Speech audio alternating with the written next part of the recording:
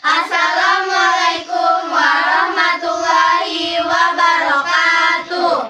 Kami dari kelas 11.1 ingin wawancara mengenai indeks harga. Saya Devista Parlonika ingin mewawancarai tentang indeks harga saham. Saya Karisma Yoga Oktaviana ingin mewawancarai tentang indeks harga yang diterima oleh petani.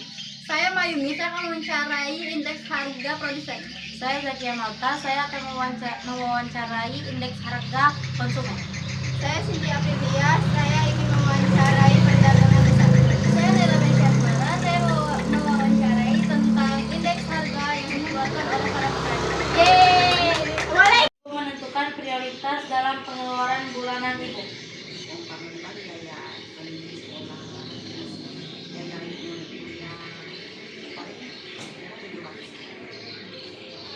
Apa yang mempengaruhi keputusan ibu untuk membeli suatu produk? Misalnya membeli sayuran ya, cabai, beli sayuran itu lauk, ikan, kadang ayam. Bagaimana ibu menilai apakah produk itu sepadan dengan harganya? Apakah ibu mengalami perubahan perilaku konsumen karena perubahan harga atau kondisi ekonomi ibu?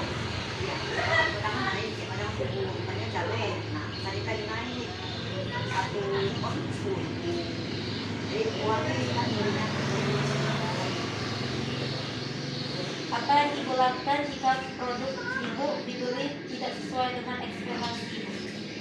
Ya disesuaikan, misalnya mau dibeli sama ya uangnya sedikit benar gitu kan. Apakah ibu memperhatikan isu pembelian sebagai konsumen? Ya. Baik, terima kasih ibu. Bapak produksi. Banyak barang sekolah, Bagaimana baju setelan sekolah, bagaimana proses produksi Bapak?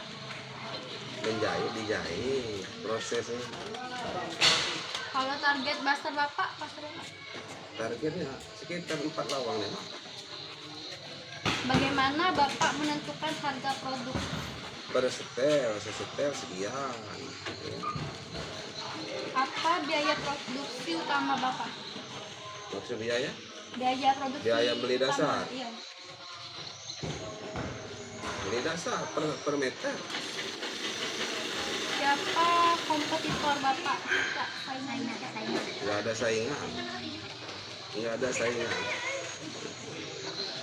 Bagaimana Bapak membedakan produk Bapak dari kompetitor saingan Bapak? Dari segi percaya diri, kerapian. Apa strategi pemasaran Bapak? Kita pergi Ya. harus ramah sama pelanggan. Bagaimana teknologi mempengaruhi proses produksi Bapak? Apa teknologi? Teknologi Kak, mesin. Ya, Mesin dinamo, atau mesin listrik. Bagaimana Bapak mengelola dampak lingkungan produksi? Mengelola, buang sampah pada tempatnya. Ya, terima kasih Pak. Sejak kapan Bapak mulai berjualan di pasar ini? Lebih kurang 20 tahun yang lalu. Apa yang mendorong Bapak memilih untuk menjadi pedagang? Faktor ekonomi. Produk apa saja yang Bapak jual di sini? Kelontong. Apakah Bapak memiliki pengalaman berjualan di tempat lain sebelum di sini? Kecilnya ikut orang tua. Bagaimana Bapak menentukan harga jual produk? Presentasi. Makasih Pak. Yo. Hasil panen yang ibu peroleh dari lahan pertanian. Isi, pari, cabai. Berapa pendapatan rata-rata yang diperoleh dari hasil panen dalam satu musim? 120. Apakah pendapatan dan hasil panen cukup untuk memenuhi kebutuhan sehari-hari keluarga? Kurang.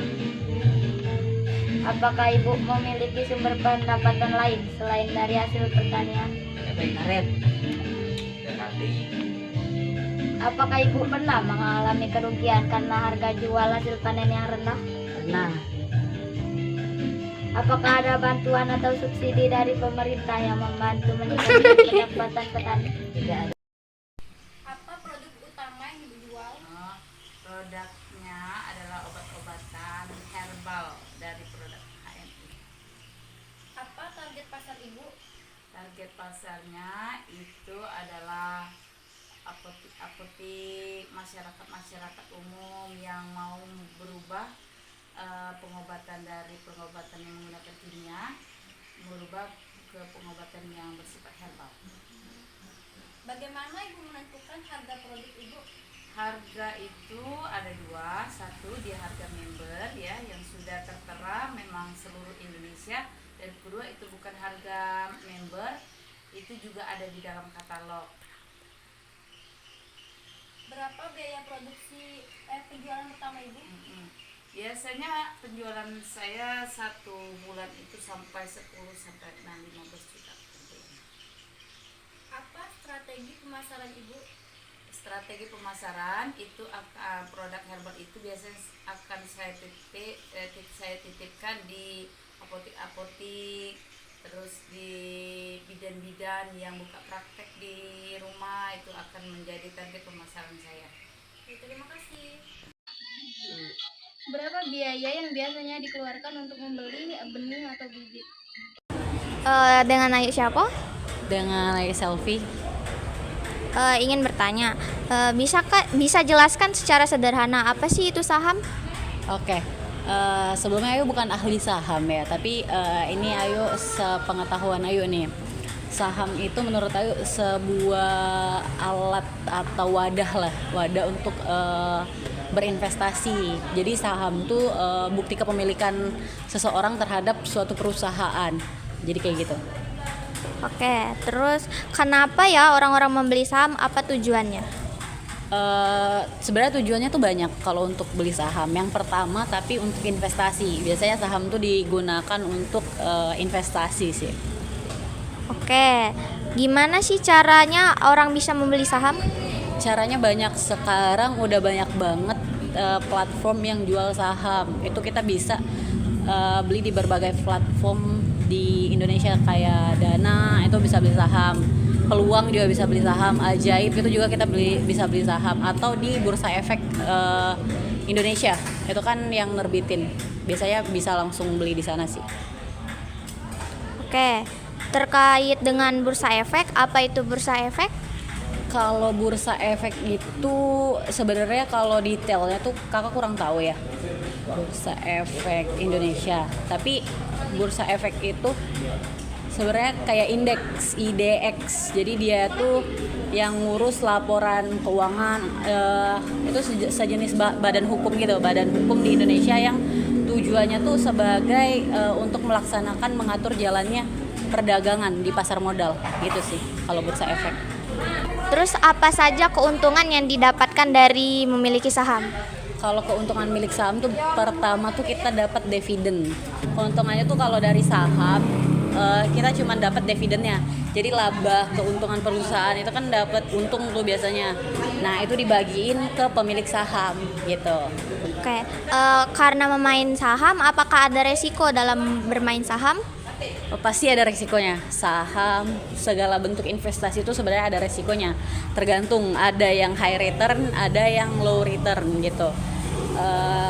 Contohnya tuh bukan cuma saham sih, kayak reksadana, Bitcoin, itu juga sebenarnya semuanya punya resiko masing-masing. Jadi tergantung kita aja pinter-pinter.